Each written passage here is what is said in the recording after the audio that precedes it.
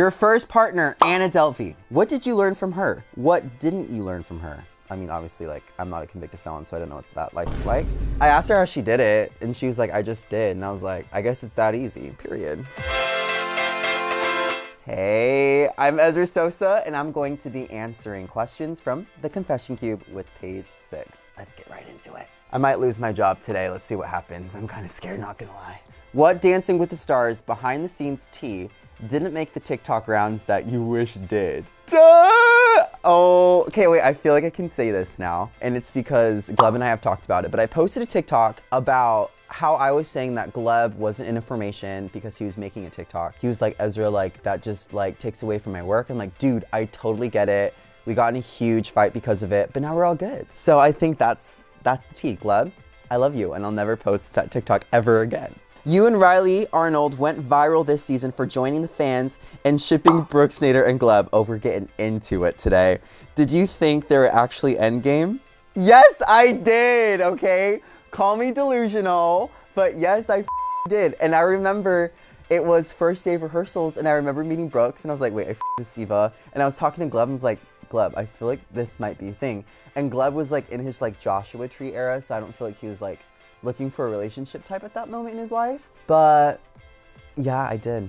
And man, was I wrong. So yeah, I'm team Gleb. We love Gleb. And I will say this too. Gleb is probably one of the pros that I do with a lot, just because he like knows how to stand up for himself and he knows his worth. And I feel like being around him, especially on tour so much, really taught me how to value myself and my worth. So he taught me so much on tour. I love that guy. He's a really good guy. Show us your nothing tattoo. I knew you guys would. Okay. And tell us the story behind it. Do you know what's crazy too? A lot of people ask me if it's fake, and I was like, damn, I could have faked that.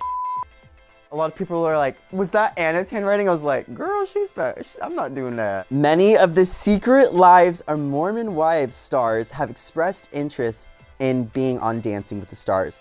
Who do you think should be picked, if any, and why? Here's the thing. Dancing with the Stars, I think they'd be stupid not to have a Mormon wife on the show because they're popping off right now. And they all can dance, they all have dance ability, and they all have good social media presence. So I really don't think they could go wrong either way. I have a hard time choosing because like those are my people. Like I grew up Mormon, and like Mormons don't like choosing just one people. We're a big family. So if we're gonna have a Secret Lives or Mormon Wives on Dancing with the Stars, we need all of them. We don't need just one, we need all of them. Will you and Rylee keep up with the DWTS gossip next season? Of course we are. What else are we gonna talk about? You guys, we need something to talk about. See, but I think the good question for this is, what do you think the gossip is gonna be next season? And all I have to say is you're gonna have to tune in to find out, because it's gonna be freaking good. It's gonna be a great season. How do you think Alex Earl will do on this season of Dancing with the Stars? She will eat it up. She's about to eat up the dance floor. She seems very lovely. I've met her a couple times, and I hear she has dance ability, so I think she'll eat it up. Your first partner, Anna Delvey, famously said she learned nothing from being on the show. What are you gonna take away from this competition? Nothing. What did you learn from her? What didn't you learn from her? Something I did learn from her is the value of freedom. I know that's such a weird thing to say, but I feel like a lot of the trauma that she has now and a lot of her insecurity and her doubt stemmed from her time like locked up, when she was locked up. And so I remember like whenever she'd feel stressed or whatever, I'd be like, what's going on through your mind? And she goes, I'm just like scared for my freedom, which is like something I feel like, especially when you grow up, I mean, obviously like I'm not a convicted felon, so I don't know what that life is like, but I really like felt for her in that moment. I was like, damn, yeah, like that's real. What I didn't learn from her, I didn't learn how to borrow money from people from her. Like yeah. I asked her how she did it, and she was like, I just did. And I was like, I guess it's that easy, period. Which Dancing with the Stars pro would not be your emergency contact, and why? It's Brandon, and he knows why, because he never answers the damn phone. He'll never respond to your texts, he won't answer a call, and he'll never post a TikTok. We love Brandon. Who was the most chaotic person on the Dancing with the Stars tour? You're looking at her, right here. And I think Gleb would be next. No. Jeff, the dog, was chaotic AF. Who is your dream Dancing with the Stars partner? I say this now, but when she's of age, Blue Ivy. I think Blue Ivy, do I think we could afford her? No, we can't, but it's fine, you know? Hopefully one day, Blue Ivy will be on Dancing with the Stars and she'll be my partner. Do you think Rylee, Arnold, and Walker are OTP? Like, the way that I feel about Rylee and Walker is like insane. And it's like, honestly, like not fair. Rylee, Arnold, not fair. You're telling me you got in an Uber and that Uber driver found you a USC football 6-foot hunk of a man? Like, that is not okay. And in that sense, I do think there are so many things that aligned perfectly in order for this relationship to happen. So I think it's like written in the stars. If you could pick any winner to come back and be your partner from a previous season, who would you pick? See, I wouldn't pick a winner. I would pick a runner-up, okay? And let me tell you why. Because bestie Jojo Siwa was a runner-up. I would dance with her any day. Gaggy Wendy, I would dance with Gaggy any day. Alona, come on, Alona. I don't think it'd be a winner I'd choose. I think it'd be a runner-up.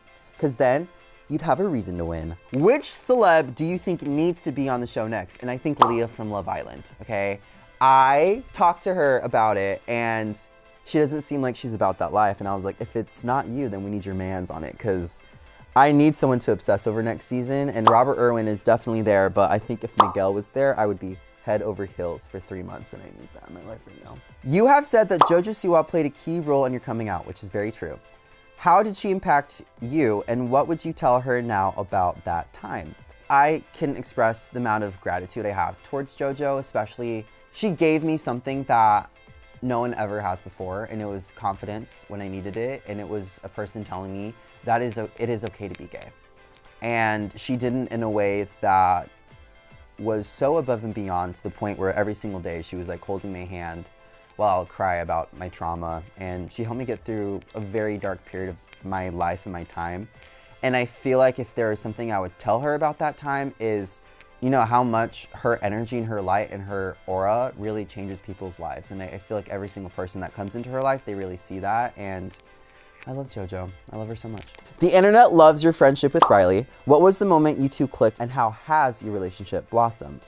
I really do think our friendship solidified when she joined Dancing with the Stars. I grew up with Rylee. Like, she was my little sister, and I think it's really cool seeing her step into a role as a pro and seeing her step into her own light. She is just the sweetest person ever, and I'll never forget the rehearsal where we came up with qua, which is like a fake made-up word that we came up with, and I was like, Rylee, like, we're kind of over everyone at that point, not gonna lie. I was like, Rylee, let's just like with everyone and come up with a fake word, and just, you know, she's my best friend. I love her. Many fans think you're innovative BTS TikTok. I love how you're saying innovative.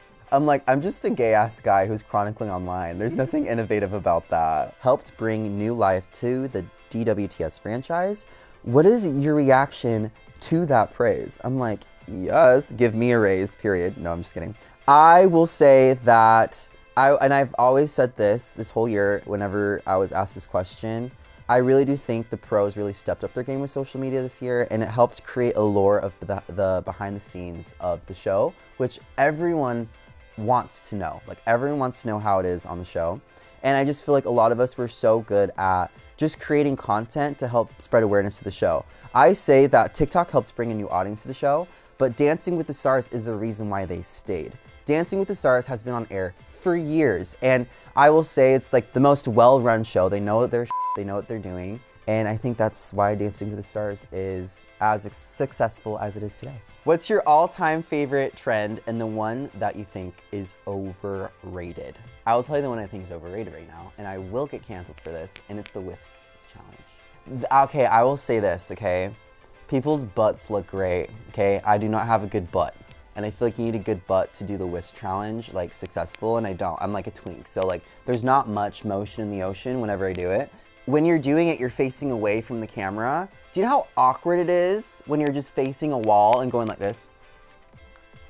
You know how awkward that is? When I remember doing it, I was like, I hate this. And then everyone was doing it, and now I go out and people are like, let's do the whisk trend. I'm like, no. Are you gonna pay me? No, I'm not gonna do it. But I think my all-time favorite trend, probably the one thing about me, I'm the baddest alive. I love that dance. It's stuck in my head forever. You have an unmatched ability to connect with your audience. What? Page 6? That's so nice. What is one story that they have told me that has really resonated with me? Okay, actually, this is insane because I was on tour in Dallas, and I went to a Waffle House after the show.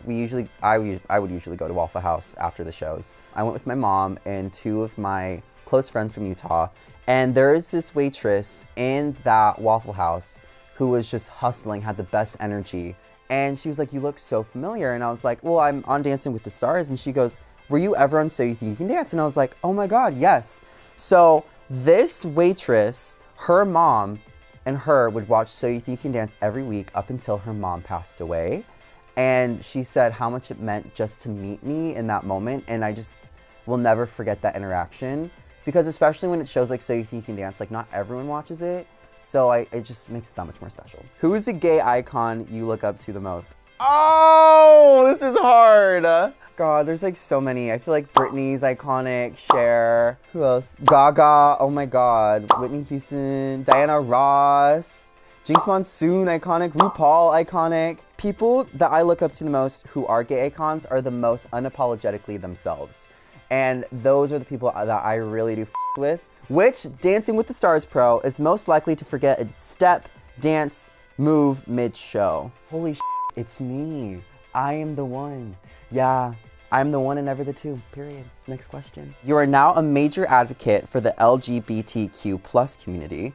Why was it important to you that you share your story while still discovering who you are? I feel like it's really important to showcase your true colors, because representation. I truly believe representation does matter. And I definitely see it when I go out and I tour, and I always see like those queer kids in the audience that really just like look up to me and admire me. And it is just a solid reason why I do what I do every single day. As a Utah native, do you have a swig order? And it is the founder. That is my swig order. Or it's anything sugar-free, so we can say skinny. That was the Confession Cube with Page 6. You can find me dancing through life on TikTok at Ezra Sosa. Bye, Diva.